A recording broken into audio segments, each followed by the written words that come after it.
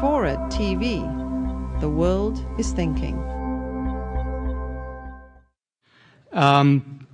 Also, just some very easy questions for you as a seminal writer on stories relating to Bin Laden. Where is he? Where is Osama? What is he up to? And when will he be caught? Well, I was in a similar role to yours with the head of Afghan intelligence a year ago, and I asked him the same question. And he said, if I knew that, don't you think I'd collect the $25 million myself?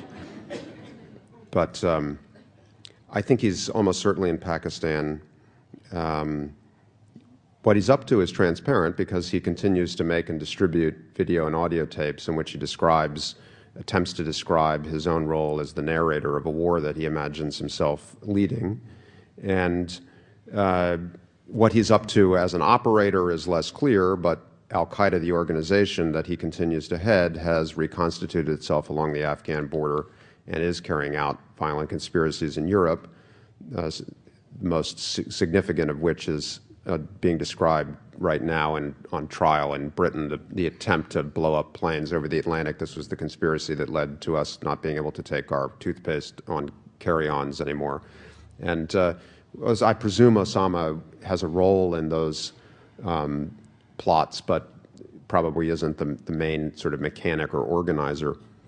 I have this, as to exactly where he is, I would do this, we have this sort of parlor game with other Al-Qaeda nerds, as I prefer to call us, where suppose somebody comes in right now and says he's been caught or he's been killed, but doesn't tell you, but you say, okay, don't tell me where. And then you put a map up on the wall and everybody takes a pin and closest to the hole wins. You know, where would you put your pin is the question.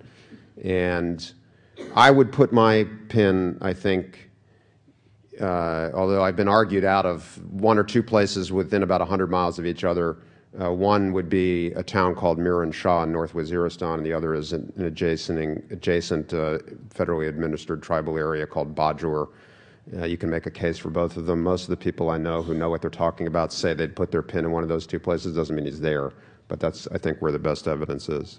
Finally, will he be caught? I wrote a piece over the weekend in the LA Times arguing not that he will be caught or trying to predict such a thing, which is impossible to forecast, but just arguing that it's more likely that he'll be caught in the next year or two than at any time since December 2001. And the reason is that his popularity in Pakistan has declined dramatically over the last year or so because he's seen as inspiring a local campaign of suicide bombings that Pakistanis are rejecting.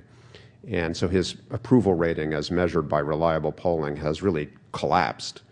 These hunts of similar fugitives in Pakistan have almost always ended when somebody drops a dime on the fugitive in order to pick up the reward money or to achieve some other goal. So now that seems more likely. And also, for more complicated reasons that I won't dwell upon, I think the new democratic government in Pakistan has a better motivational set to actually find him than the authoritarian government before them, led by President Musharraf.